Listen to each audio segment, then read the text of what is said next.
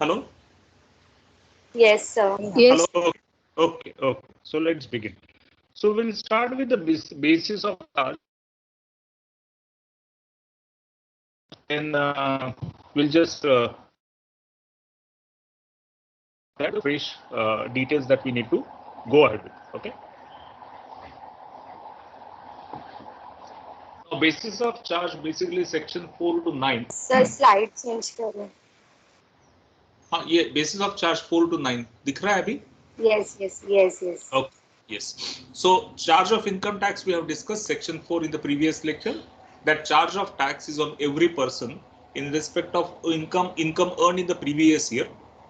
That needs to be computed in accordance with the provisions of law and tax rates which are applicable to the concerned assessment year. I think this we have discussed last time. We made passing references to all these sections 5, 6, 7, 8, 9. Correct? Yes or no? Yes, sir. Yes. So then we can directly move on to provisions of section 6. Now, this is a summary of what provisions are applicable in section 6. This also, I believe, we concluded last time. Am I right? Yes, sir. Yes. Yes, sir. Residential here we will start a detailed discussion. It might have been covered partly in last lecture, but I will start afresh with this slide. As I told you, section 4 to 9 are the basic provisions regarding basis of charge, are the governing provisions for basis of charge. These important sections will tell you how to levy the tax in respect of income of every person, how to consider the scope of total income of every person, how to determine the residential status of a person, and few other related matters. That is a coverage of section 4 to 9. One among them is section 6, which deals with residential status of the assessee. And you have different subsections like 6.1, 6.2, 6.3, 6.4, and then 6.6a, which deal with different types of assessees and different situations, different types of persons and different situations. So 6.1 talks about residential status of an individual. Now, couple of things when we discuss this residential status. First of all, residential status is not a permanent thing. It may change from assessment year to assessment year. So even for an individual, you have to determine the residential status afresh for every assessment year. And for a resident, for an individual, you have to apply the basic conditions which are given in section 6, subsection 1. Now, section 6, subsection 1 gives you two conditions. It says that if you fulfill any one of these two conditions, you are considered as a resident individual. What are the conditions? The first condition says the person should have stayed in India for a period of 182 days or more in the relevant previous year. So we are looking at how long, how many days the individual has stayed in India. If it is 182 days or more, he fulfills the condition. Now, suppose you apply this condition and the person does not fulfill the condition, then you have an alternative condition because the words used are or. And what is the alternative or other condition which you can think of? It says that the individual should have stayed in India for a period of 60 days in the relevant previous year and 65 days in 4 immediately preceding previous years. So in the second condition, we need to look at two different aspects, and both these aspects will have to be fulfilled by the individual. What are these two aspects? One aspect is how long the person has stayed in India in previous year, and that it says should be 60 days or more, but not good enough. You have to also think of 365 days. Which period? 365 days or more in 4 immediately preceding previous years. And one has to fulfill these both requirements of 60 days and 365 days in order to satisfy the second condition. And if you satisfy any one of these two conditions, then the person becomes a resident individual. Now, few more things we have to understand in the context. Firstly, We are going to discuss these provisions for assessment year 2020-2021. So our previous year is 2019-2020. So what we are going to refer this is during previous year 2019-20, if the individual was in India for a period of 182 days or more, then we can say that he has fulfilled applicable condition. If he does not fulfill the condition, then you test the second condition. And when you apply the second condition, what it requires during the previous year, 2019-2020, he should have stayed in India for a period of 60 days or more, plus 4 years earlier period. Which 4 years? 4 immediately preceding previous year. So here, that means up to 31st March 2019. 4 years period you have to consider, and in those 4 years he should have stayed in India for a period of 365 days or more. That will be good enough to satisfy the second condition. So either first condition or second condition is satisfied, and we call that individual as a resident individual. Are you clear about these two concepts? Yes, these two conditions. Yes, sir. Yes. Okay. Yes. Now, Sir. couple of more things. Yes. Okay. So, couple of more things we need to follow. One is when we are referring to stay in India, obviously the question is, should we look at continuous stay in India? And the answer is no. If you look at the wordings of the section, it says that for a period of 182 days or more, for a period or periods in all aggregating to 182 days or more. That is a kind of wording used in the section. Or even when it talks about 60 days, it says for a period or periods in all aggregating to 60 days or more in the previous year. What it implies is we are not looking at a straight stay of 182 days. It should not be a continuous stay. It can be in different parts of the year. You have to do the summation of all those days and find out whether it is 182 days or more, or whether it is 60 days or more, as the case may be. Secondly, stay in India includes stay anywhere in India within its geographical boundaries. It will also include stay on a ship, on a vessel, which is anchored in Indian territorial waters. That will also amount to stay in India for this purpose. Now, this section has got two exceptions. These exceptions will apply only to certain categories of individuals. And whenever you are talking of these categories of individuals, the 60 days in the second condition will be replaced by 182 days. I repeat the scenario. If you fall within the exceptions, if you are an individual who is falling within the exception, then for such individual, the second condition, wherever it is referring to 60 days, shall be replaced by 182 days. In other words, it will be as good as applying only the first condition, and second condition becomes redundant for them. So to simplify, if you are looking at exceptions specified here, you need to apply only the first condition, and second condition becomes redundant. It does not apply. So which are these two exceptions?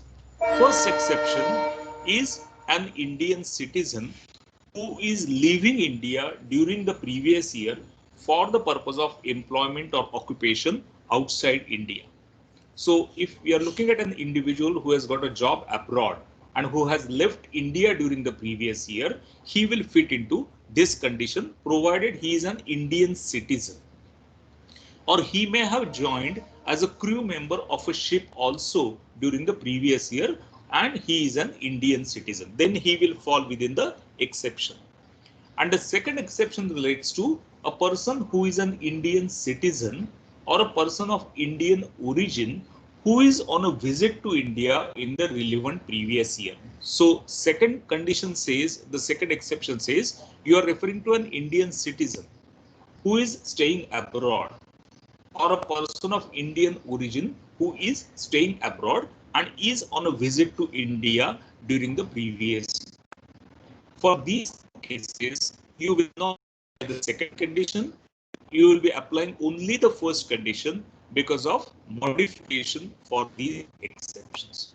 So that's how we take care of these exception cases. Now just one clarity as to what do you mean by person of Indian origin. A person of Indian origin means a person who himself was born in India or parents or grandparents were born either in today's India or earlier in undivided India. That is a concept of person of Indian origin. So if you fit into these exceptional cases, then the second condition does not apply. It becomes redundant in a way, and you will apply only the first condition to check the residential status of such an individual. Are you clear about the basic conditions under 6.1? Any more clarity, Yes. example, explanation No, sir. required? Shall we move on to the next part? Yes, sir. Okay. Yes, sir. Now, once you apply 6.1 and the individual satisfies any one conditions given here, then we call that individual as a resident individual. I repeat, out of these two conditions, if the individual satisfies any one condition, we call that individual as a resident individual. Suppose he does not satisfy any conditions here, neither first nor second condition is satisfied, then we call that person as a non-resident individual. Okay, so in order to become a resident, any one condition here has to be satisfied. If none of the conditions are satisfied, then that person becomes a non-resident individual. Now, once you satisfy condition and once you become a resident individual, then there is a further aspect of residential status which is provided in section 6 subsection 6 clause A. Now this section 6 subsection 6 clause A provides two conditions, and depending on how do you fulfill those conditions, you can either be called as resident and ordinarily resident or resident but not ordinarily resident. So this is a further sub-classification by applying the provisions of 6.6a. Okay, so now let's have a look at the provisions of 6.6a. Now these conditions in 6.6a, we call them as additional conditions. Two additional conditions are given. First condition says that the person, the individual, is resident in India at least for 2 years out of 10 immediately preceding previous years. So here, what is the test? You have to take a period of 10 preceding previous years. Now, in our case, our previous year is 2019-20. So up to 31st March 2019, you have to look for a period of 10 years. Be considered as resident at least for 2 years out of these 10 years. Now, when we say resident for 2 years, what is the meaning of resident? Resident within the meaning of 6.1, which we just now discussed. So he has to satisfy at least for 2 years any one condition of section 6 subsection 1, which we discussed in the previous slide. Once that is happening, that he is resident for 2 years, then you can say that the first condition here under 6.6a is satisfied. Then it talks about second condition also, and here if you see the wording is and. So these are not alternative conditions. In law we call them as cumulative conditions. Okay, in earlier section the word used was R. 6.1 either first condition or second condition. Here it is not so. Here the word uses and, so we call them as cumulative conditions. And what is the second condition? The individual should have stayed in India for a period of 730 days or more in 7 immediately preceding previous years. So again, example, our previous year is 2019. So you have to take a period of 7 years up to 31st March 2000. And within that years period, he should have stayed in India for a period of 730 days or more. If that is there, then second condition will also be satisfied. So 6.6a, two conditions. First condition refers to 10 years in immediately preceding previous years, where what is required is he should be resident at least for a minimum of 2 years. And the second condition refers to 7 immediately preceding previous years in which he should have stayed in India at least for 730 days or more. Are you clear about these two conditions? 66A? Yes? Yes, sir. Yes, sir. Okay. Now, 66A lays down additional conditions, and if you satisfy both these conditions here, we call that person as resident and ordinarily resident. But suppose out of these two, you satisfy only one or none of the conditions, then your status becomes resident but not ordinarily resident. That's how the law defines R and OR and R but not OR. So let us. Okay. Now, as I said, there are three possible scenarios now. A person can be R and OR, resident and ordinarily resident. He can be R but not OR, resident but not ordinarily resident, and he can be a non-resident. Now, how do you apply the condition and how do you test the result? Suppose you want to see whether the person is R and OR, then what is the requirement? He should satisfy one condition under 6.1. The previous slide, what we discussed, in order to become R and OR, at least one condition over there needs to be satisfied. And what about 66A? Both the conditions which you are looking at in this slide have to be satisfied. If it fulfills that individual is known as R and OR, resident and ordinarily. 6.1, one condition, 6.6, both the conditions to be satisfied. See, what is R but not OR? R but not OR is a person who satisfies one condition in 6.1, previous slide, the basic conditions. But he either satisfies just one condition out of the two conditions which you are discussing now, or he does not satisfy any one of these two conditions. So 66A, either none of the conditions are satisfied or only one condition is satisfied. Then that person becomes resident but not ordinarily resident. And who is a non-resident? Non-resident is the one who does not fulfill any condition under 6.1. That is previous slide, previous discussion. There and there itself, if neither of the condition is fulfilled, then we call that person as a non-resident. And please remember, for a non-resident person, you can't apply 66A. 66A additional conditions will apply only to resident individual to find out whether the person is R and OR, R but not OR. But if you fail to satisfy any one condition under 6.1, then there you are becoming a non-resident person, non-resident individual, subject to section 6, subsection 6, clause A, that will apply only to a resident individual. Is everybody clear on this, or any more explanation is required? Any more clarity is required? No, sir. No, sir. In earlier 6.1 also. Sorry. So, I missed the comment actually. I could not make out what that girl had said. Both the things are clear? Yes, sir. Yes, yes. Okay, Yes, fine. sir. So can we move on to the next slide? Yes, sir. Yes, sir. Yes. Now we just discussed about residential status of individual. Likewise, you have other categories of persons.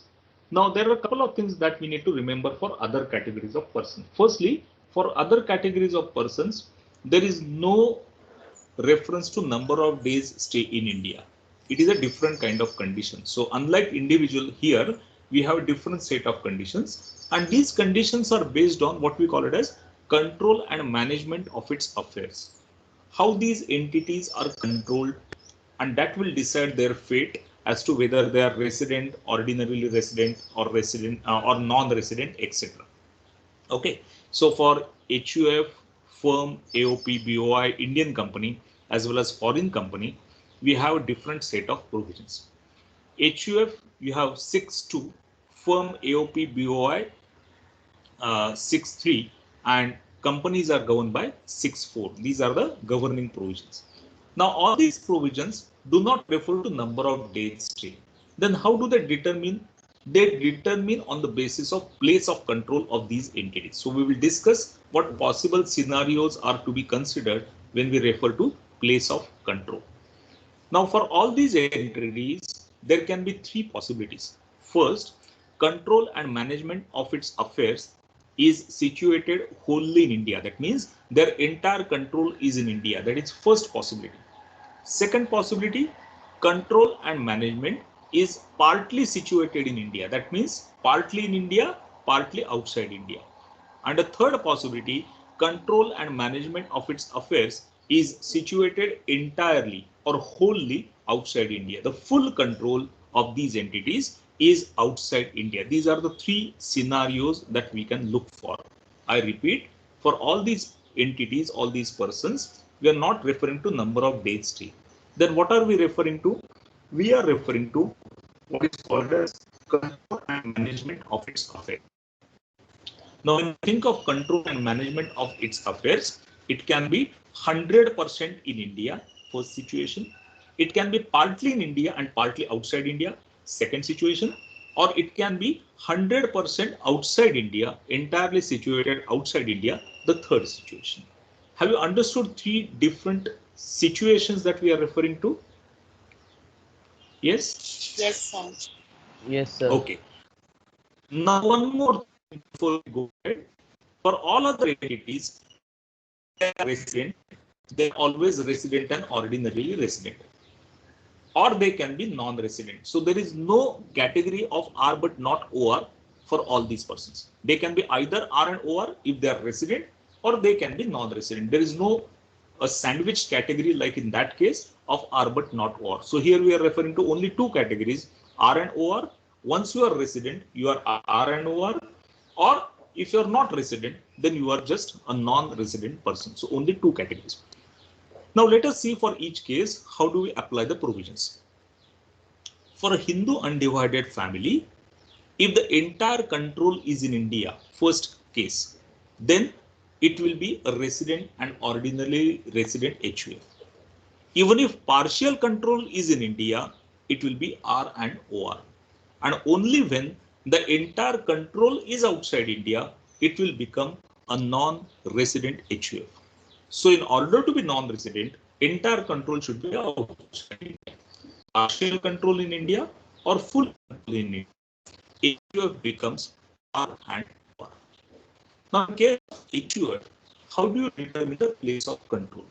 And that will depend on the status, because Karta is supposed to be the head of responsible for managing the affairs of that Hindu undivided family. So a lot will depend on status of Karta, where the Karta usually resides, where he manages the business, investments, properties, etc. That will decide the fate of that particular Hindu undivided family. So Hindu undivided family whose control is partly in India or fully in India is R and OR. When the control is fully outside India, it is a non-resident entity. Exactly same set of provisions are applicable for firm AOP or BOI. If their control partly in India or fully in India, they are R and OR. Only when their control is fully outside India, 100% control outside India, they become a non-resident entity. Then the third category is Indian company.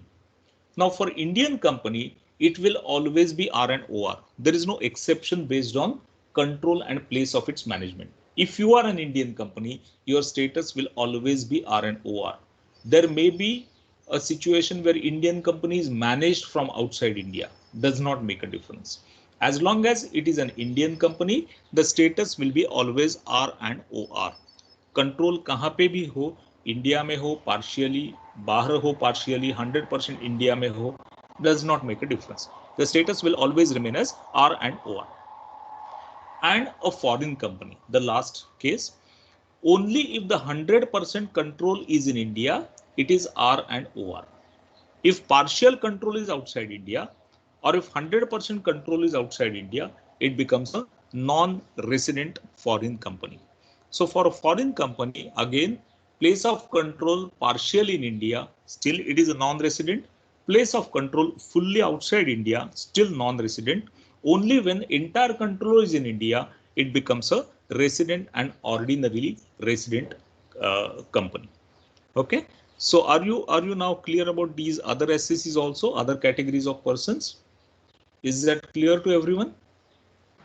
Yes, sir. Yes, Okay. Yes, sir. Now our syllabus generally doesn't cover these categories in detail. So we are making a passing references, all those things. Your computational problems, the practical problems will be based on only resident individuals. Okay, for these categories, you may have some theory or objective kind of references here and there, but full-fledged question of practical will be based on residential status of individuals only. Okay, that is going to be the practical sums that we are going to work on. Let's move on to the next part. With this, we come to the provisions of 6.5. Now, what is this 6.5 first of all?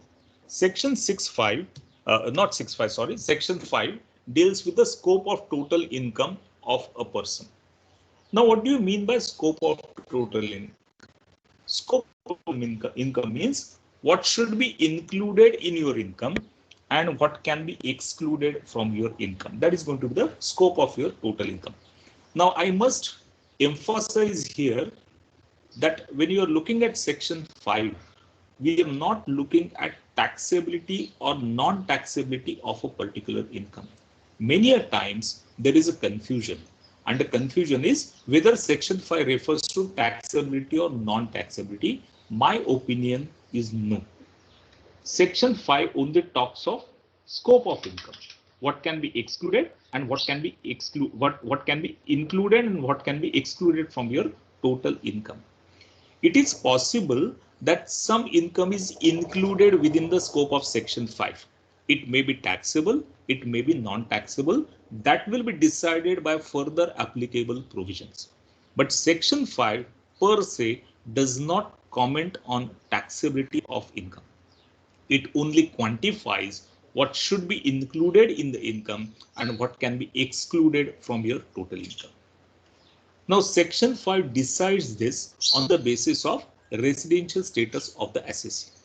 So whether you are R and OR, whether you are R but not OR, or whether you are a non-resident person, that will decide what will be coverage of your total income, what will be scope of your total income. So it is directly dependent on the residential status, and there are three possibilities in residential status: R and OR, R but not OR, and thirdly, the non-resident person.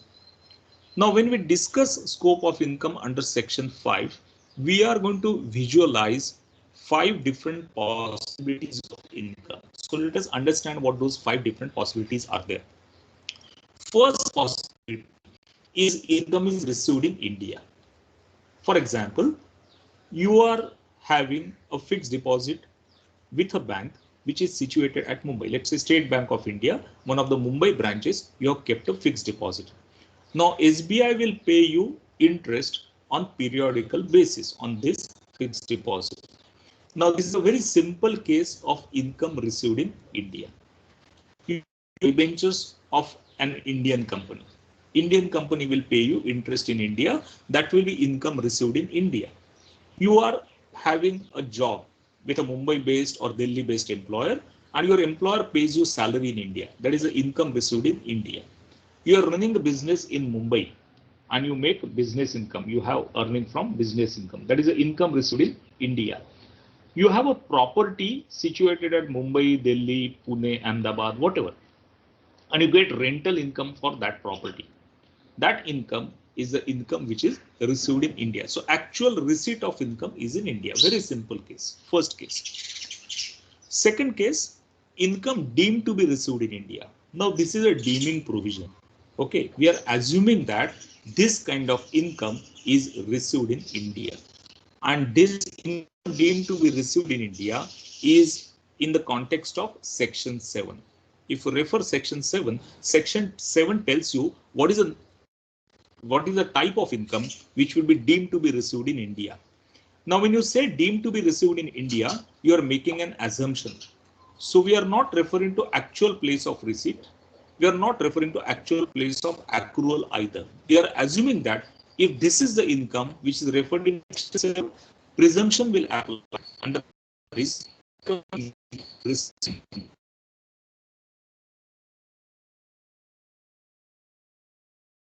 income. In that we'll try to cover. Third is income accrued in India. Actual place of accrual is in India. For example, you have some fixed deposit with company, which is an Indian company. Okay. Now that Indian company may have its business operations outside India. For example, it is a project-based company. It is having some engineering project in Middle East, another engineering project in Thailand or some other East Asian countries or whatever, Southeast Asian countries. The company is an Indian company and you have placed a deposit with that company in India. Now, whenever the interest accrues on this deposit, the interest will always be deemed to have accrued in India. Not even deemed, the interest is actually accrued in India because it is an Indian company and it is accepting deposits in India. So that income will always be deemed, will be accrued in India. The company may be carrying out carrying out its business outside India. That does not make a difference. So in this case, the income has accrued in India. Then the fourth possibility, income deemed to accrue or arise in India. Again, a fiction, again, a deeming provision. This is what we call it as Section 9. Section 9 tells you what is the income which is deemed to accrue or arise in India. This section talks of certain situations and says that if the income relates to these situations, then this income will be deemed to have accrued in India. Now, once you call that income as deemed to accrue in India, actual place of accrual does not become relevant, or actual place of receipt is also not relevant. Irrespective of those things, the income will be deemed to have accrued in India under Section 9, which is the fourth scenario, fourth case over here. And the last one, income is accrued or received outside India. We can call it as a foreign income. When the income is accrued outside India or received outside India, that's a foreign income. So that is a fifth item on this slide. Now to quote you, give you an example of income deemed to accrue or arise in India, the fourth point, there is a provision in Section 9 which says that if the asset is located in India or if the property is situated in India, income from such asset or such property will be deemed to have accrued in India. Just to give an example, suppose you are having a property in Mumbai, you are owner of a property in Mumbai, and the property is given on rental basis. You are earning rental income. Suppose you are staying in Dubai and the person who is using the property is also paying the rent to you in Dubai.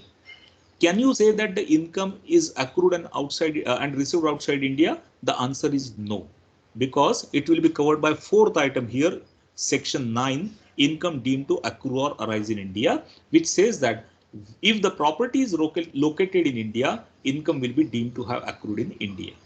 So if the property is in Mumbai, wherever you get the rent of this property in Mumbai, abroad, whatever, does not make a difference because Section 9 will squarely cover this income and it will be deemed to have accrued in India. And what is income accrued or received outside India? You have a property outside India. You have a property in London, which is given on rental basis, and you receive the rental income outside India. It will be income accrued or received outside India. You are staying in London and you have a fixed deposit with some bank in London. Okay. And you are earning interest on that. That income will also consider income accrued or received outside India. What is 5 situations?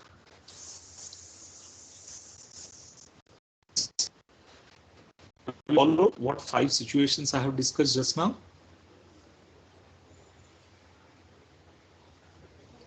Hello? Yes, sir. Yes. Any Yes, more sir. examples, clarity required on any of the points? No, sir. No, No, sir. sir. Yes. No, we can go No. ahead. We can go ahead. Yes. Yes, fine. So now that we have understood these 5 situations, right? Now, in case of R and OR, what happens? all these items of income, all these 5 situations, whatever income is covered in these 5 situations, it will be within the scope of income of R and OR. So income of R and OR will include everything. What is listed here, that will be included within the scope of income and income of a resident and ordinarily resident. There is no exception. There is no exclusion. Everything is included within the scope of his income if you are R and OR. But suppose if you are resident but not ordinarily resident, then what happens? Then first 4 items are similar. So if you are looking at R but not OR, his income will include income received in India, income deemed to be received in India, income accrued in India, and income deemed to have accrued in India or arising in India. Same like earlier case. The distinction is for the last item.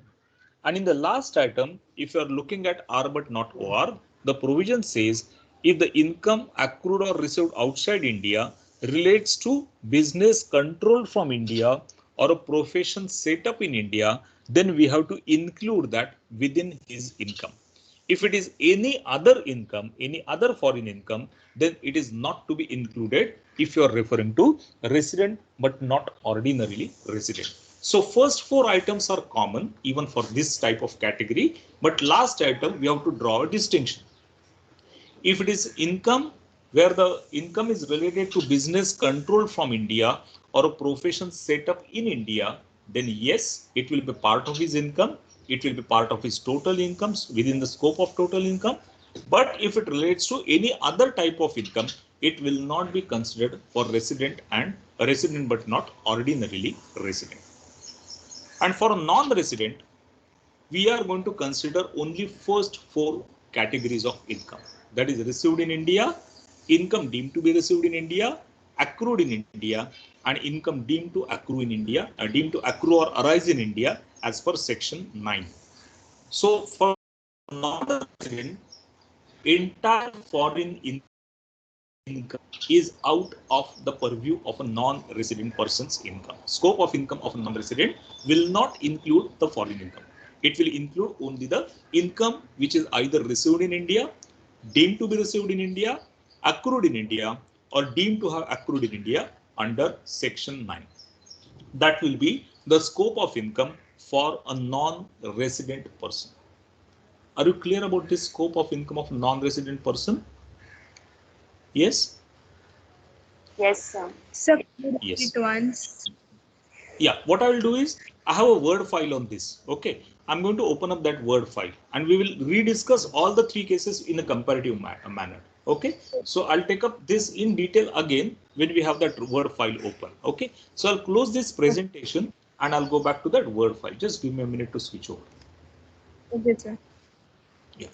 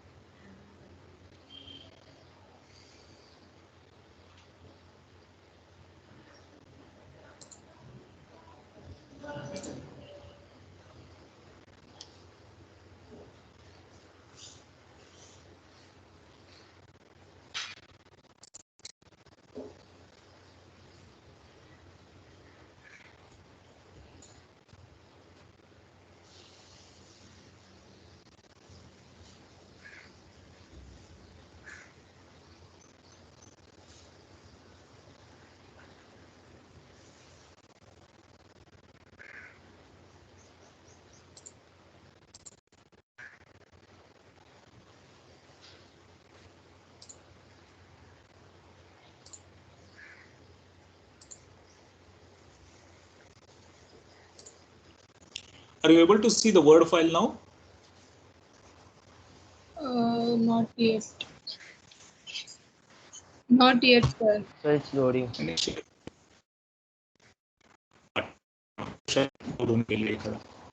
थोड़ा network भी मेरा slow है.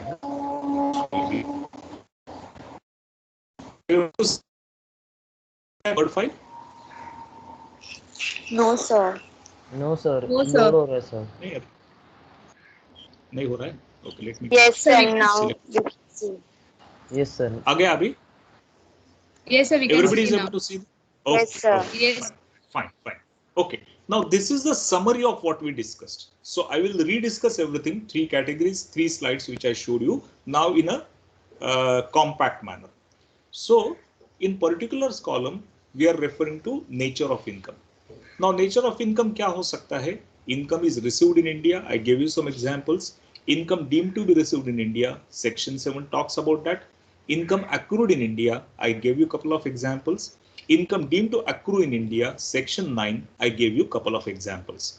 And then the last item is foreign income, where the income is accrued or received outside India. Now in this last category, we are making two subcategories. One, it relates to a business controlled from India, or it relates to a profession set up in India. That is one category. And second category is any other foreign income. So that is the subcategory in the fifth item or fifth possibility.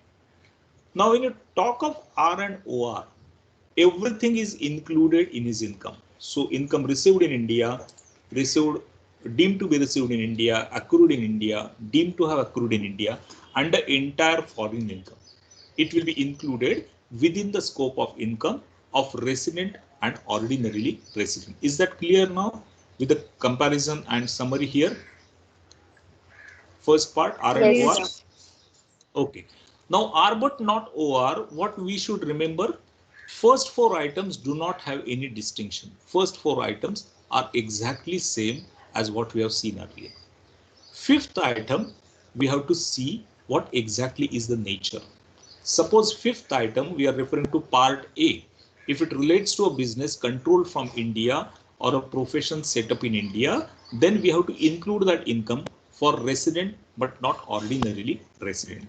But suppose it is any other type of income, any other foreign income, then that has to be excluded here. As you can see here, it has to be excluded from the scope of income of resident but not ordinarily resident. Am I clear with the summary for R but not OR now? This is more clear than the earlier slides. Yes? Yes, sir. Okay. Now non-resident के बारे में क्या होता है?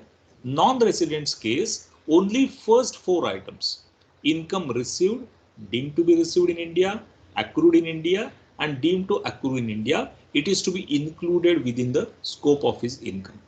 And what should we exclude? Entire foreign income. So for non-resident income, for non-residents income, entire foreign income has to be excluded. It could be type A, it could be type B. It could relate to income from business controlled from India or a profession set up in India, and it can be any other type of income also. But both are excluded from the purview of scope of total income of a non-resident person. So for non-resident, only first four items will be part and parcel of his scope. Entire foreign income is not within his scope. R but not OR, part of the foreign income may be included, but part of the foreign income is to be excluded, depending on what is the nature of this foreign income. And R and OR, entire income in India, outside India, accrued in India, accrued outside India, everything has to be included in his income. So basically for R and OR, it is a global income that we have to think of. Last category, non-resident, foreign income to be excluded, only income within India is considered. And R but not OR, in between, first four items to be included. Foreign income, you have to be little careful. If it is type A, it has to be included. If it is type B, it can be excluded. It has to be excluded. Is this concept clear to everyone now? Yes, almost. Yes, Yes, sir. yes, Yes, sir. almost. Okay, okay. Any other doubts or clarity required on this? No, sir. But sir, while doing the sum, we can get to know more. That's correct. When we have more examples, no, that time I will again go back to these references. When we discuss the example, I will always discuss with these references. So you will Okay, sir. to understand first one or two cases related to that provision or that particular type of income. Okay, anything else on this, whatever we concluded today? Yes, anything Yes, sir. else to be discussed? No, everything is clear? Yes. Okay. Yes, Okay. sir. Fine. So with that, now we will conclude this discussion. Now next week, mostly we will have usual timetable. Okay. I will come to know on Sunday. If there is no change, then the same timetable continues. If there is a change, I'll send you the fresh links. Otherwise, whatever links you have on Monday, those links can still be used by you. Okay. That is one thing. Another thing which also will share with you about the plan for the next week. And next week, whenever we have FA lectures, we are going to start with the next topic on FA now. Yes. Yes, sir. Yes. So next topic of FA we will start now, and that we will start in the next week. So next topic, I'll let you know which topic we are going to start, and that also will start in next week. The first topic we have concluded on FA. So with that, we'll stop for the day. Thank you very much. We'll see you in the next class. Bye. Thank you, sir. Bye. Bye. Bye. Thank you, sir. Bye, sir.